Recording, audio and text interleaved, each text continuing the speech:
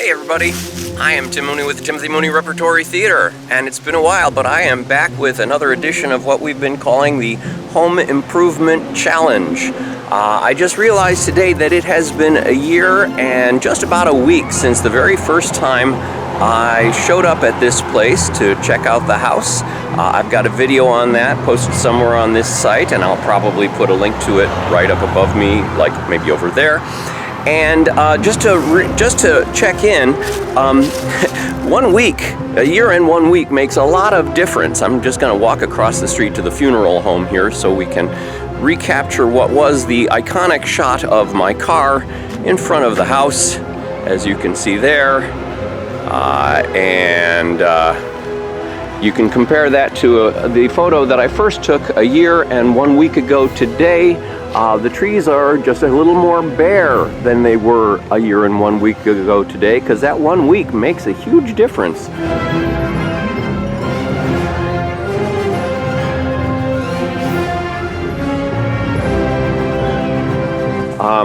It looks like I haven't raked the lawn in months. I actually mowed the lawn, got all the leaves up, more or less. They kept falling as I was mowing.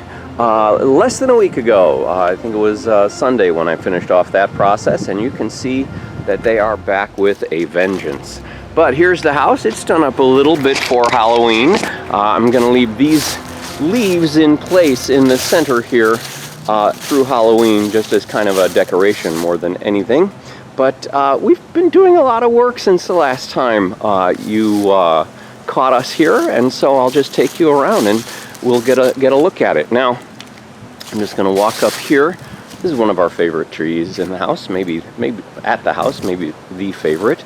And over here, you can see the pole barn, and I have cut away massively at the bushes that used to encircle the pole barn, and I believe you can see there that we have also installed solar panels. Now that all the leaves are falling, maybe those solar panels will collect a lot more electricity. Every once in a while I go up there on the roof with a leaf blower and blow leaves off of the solar panels so that they can continue to do their work. But in the meantime, let's just take a walk here. It also so happens, I'm pulled back here a little bit, our neighbor it moved in just about the same time that we did, and has done a lot of work on the corner house across from us, including putting his own pole barn of sorts, or just a barn, across the street from us, but behind his house.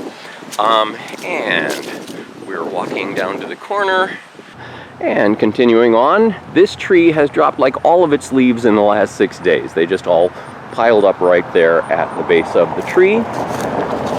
I'm going to cut in here a ways. There's not much to it, just a lot of grass surrounded by what are, once again, these sticker trees that I'm not too, sticker bushes I should say, that I'm not too crazy about. So I took a good number of hacks at those to clear those up a little. And I opened up this space over here a little bit, which was also surrounded and filled with these sticker bushes, so that we've got now just a little kind of I guess a garden nook where we're contemplating what we're going to do with it. But this might be a space for a tree swing or a hammock or a glider overlooking what is going to be some kind of garden, I expect. Don't know if it'll be a food garden or a flower garden, but there's that. Let's go back this way. Back here, we're at the back side of the pole barn. And we have done a lot of work on this.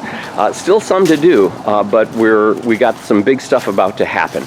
Now, you may remember from previous tours through this that this whole side of it was just filled with gewgaws and knickknacks, to use the colloquial phrases, of stuff that was left over from an estate sale. Well, all that's left of that right now is really in this kind of narrow window of the pole barn. Stuff that we haven't been able to bring ourselves to throw away quite yet. Hey, and if any of you watching this see anything that you want, let me know. Like, here's this nice collection of china that all is of the same pattern that is going to disappear somehow Hopefully we won't throw it away. We'll either give it away to somebody who wants it, or we'll give it to the Salvation Army. But back over here, I think I've told you before, this is the area that is my plan to use as a stage. And right now, those of you who know my work may know that this is roughly the setup for my play Breakneck Romeo and Juliet, with the carpet and the 2 chairs. So I come in here to rehearse when the weather is good. It's really good today, but once in a while it turns cold, once in a while it turns hot. But now, what I want to show you is the plans for this. As I pan down, you're going to see some blue lines. Those blue lines are the outline of the stage that we are going to put in here. So we'll have one step up. It'll have a little rounded corner to it here, and one step up will go all the way back to the back wall over there. And if I follow it along this way, I've been trying to clean this floor before we put the stage in so that it doesn't smell like oil or tar by the time we get it all in. There's one of our oily, gunky areas that is actually much more cleaned up than it was a week or 2 ago. And back here we have a stage right climb down from what will be a 16-inch platform. We go down to an 8-inch off the floor step, and then this will be floor level over here, going back to there. So panning around, there's the stage, and there's what will be the auditorium. This is not regulated for business events, so this auditorium will mostly be for rehearsals or parties or things. You know, we might well plug in some amplifiers and have a band up here, or we might do some karaoke, or we might do acting lessons.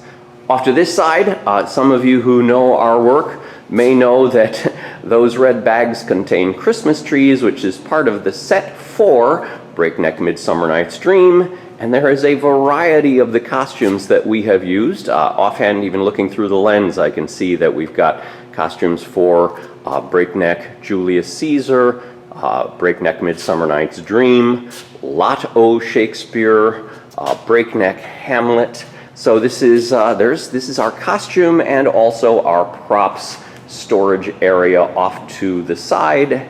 And we're going to work our way back through. There's the back driveway. This we have thinned out significantly. There weren't so much bushes, but various plants that were there. A lot of the plants over here it's past their season, so they're turning yellow and brown. These are the hostas, which started out as tiny little things smaller than my pinky finger, and then just blew up into these huge plants that kind of overwhelmed the garden area, which I cleverly referred to as a Hostas takeover. And so here we go back here.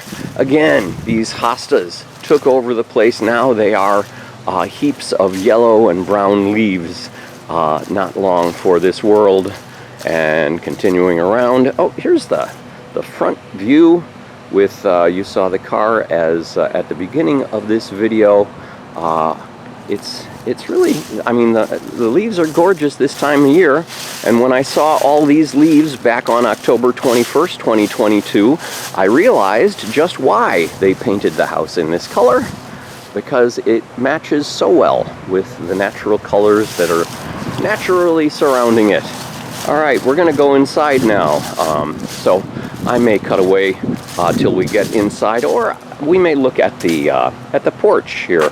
I painted these steps and this porch about 8 times till we got it right, because it's a kind of a lovely, what would you call that, maroon color. Now we found paint that was the same color as is on this the ceiling of this porch, and we started by doing 2 coats of that paint here, which looked great at first, and then I stepped back away from the porch and the house, and it didn't work whatsoever with how the house was going. Anyway, we don't often get this angle looking up to the turret in the attic, but we'll continue in. As I'm sure you can tell, we have got Halloween decorations here and there.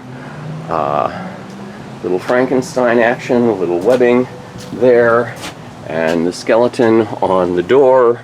But continuing on inside, here's our familiar lion-faced knocker. And we are in the vestibule and walking into the front room of the place. Now, this sofa is new. It's not new, it's new to us. You didn't see it before, but we found this at a Salvation Army and thought it would be perfect for this room, mostly because it's a kind of a white on ivory thing. It's cozy, it's comfortable, and it kind of goes with the white on white that is part of that molding in the ceiling that we've seen several times now. Panning back, we're going to continue into the dining room, which is now not piled exclusively with boxes, but which actually has a lovely dining table that was donated to us by a good friend, as well as dining chairs. We've got a china cabinet over here, and panning slowly. I know you guys hate it when I pan really, really fast, so I'm trying to do slow motion here.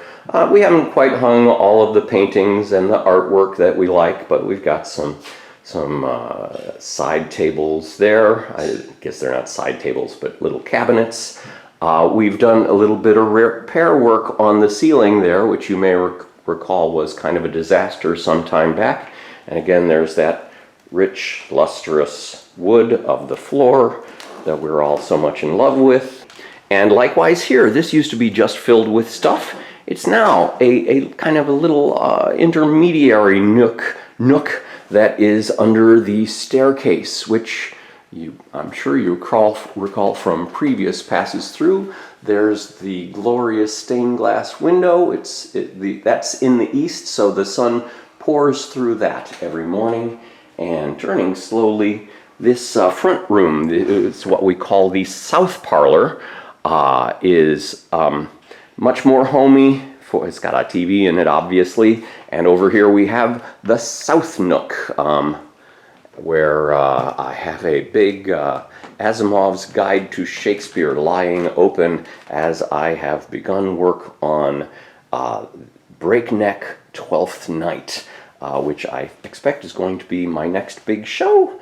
Back here, we haven't done much with this, but it's a lot cleaner than it had been. A lot of the boxes have been put away. This is kind of an alternate sleeping room for somebody who doesn't like to climb stairs. So we've got this couch laid out for those purposes. We still have the kind of ugly orange wallpaper up, but this is we're calling this the library. Some have suggested we might end up putting a pool table into the middle of this. We'll see how that goes. But it's time to take the stairs once more. So here we go. Up, up, up. There are 9 stairs to make up to the landing of this first flight. And pivoting this way, there's another 9 stairs. I know this because I've gone up and down them so many times with very heavy things that it helps me to count as I go. Let's take a look at a room that we have totally redone since the last time. Here is I think we're calling this the Ruby Room, in which we've got this glorious queen-sized, full-size, I think it's queen-size. Anyway, this glorious bed with a lovely headboard and kind of magnificent woodwork there atop of it, and pivoting around. It's gotten kind of ruby trim along the top there with light pink on the walls. And coming around again, we're going to make our way into the main bedroom. Oh, and we see the cat. Ivy is delicately poised on the little, I forget what we're calling that, a kind of a fainting couch there. But Ivy, you want to say hello? Apparently not. But this has come a long way. This has got some paint to have to it yet. But here is another south nook. This one overlooking that tree we've been looking at variously. All right, so peeking in here briefly, we see This is the master bathroom, which we have just so far managed to peel away all of the wallpaper that was here and started to paint away at some of these, like the chair rail and the foot rail, whatever you call that, the baseboard. So this has got a lot of work to do. This wallpaper is going to end up going on these walls, and it's going to look gorgeous. But I'm going to continue around here, and we will. This back room, you may remember from when I pulled up the carpet that had been on this floor. We now have a rug lying there, another queen-sized bed, and we got some furniture starting to go in there. I'm going to pivot around just to show this. We picked up a nice-looking desk, once again, at the Salvation Army. A friend at a conference was trying to unload this TV monitor that he had bought just for the conference, and so he generously donated it to us, and so this will be our computer center at some point for the Timothy Mooney Repertory Theater. And working our way back this way, let's say hello to Ivy again, who has gotten herself up and around. She's walking towards those steps, which she goes up and down those on a regular basis. All right, back this way is my bedroom, which we peeled all of the wallpaper off of and painted, and we started by sanding this floor, which you can kind of see there. We put a rug down, obviously, and but it's really come a long way since the first time you saw this. There's my desk, and the look out the front window, which we've seen now a couple of angles of that area. All right, we're continuing along. This time we're going to work our way towards the attic as we go to, there's the door to the attic. If anybody wants to show us how to do this all upright, this is the Home Improvement Challenge. So you're all welcome to come and pitch in and prove just how good a home improver you are as compared to the work that we've been doing. I think I've shown you this before. This is largely cleaned out now from a lot of the stuff that it had, and I've put a studio in here. I left the studio lights on so you could see what it looks like. There's my broadcast station and the camera and the microphone that are pointed at me, and from here I do a lot of the explainers that I perform for YouTube, but I've got a backdrop there, and I've mostly surrounded myself with old bedspreads that I also picked up at nowhere else but the Salvation Army. Those are to muffle some of the sounds that come in off of the street. Up there, the ceiling, not very much muffled yet. As we go, I'm sure we will do more in terms of adding some baffling there. Another few bedspreads around in the circle here, back over there, and back to the performance station. We've got some wiring that has been strung here. It's not live yet, but we are ultimately going to have better electrical outlets up here. Again, one of my favorite views of this place has always been kind of down this path of the attic, as this is just it's an expansive attic where, you know, something is going to work here at some point. We don't know what, but passing in once more, we're looking back out the back way, and I think that is going to be it for our tour. So I will take a moment here to flip the screen over and come back at you from this direction. This has been Tim Mooney of the Timothy Mooney Repertory Theater.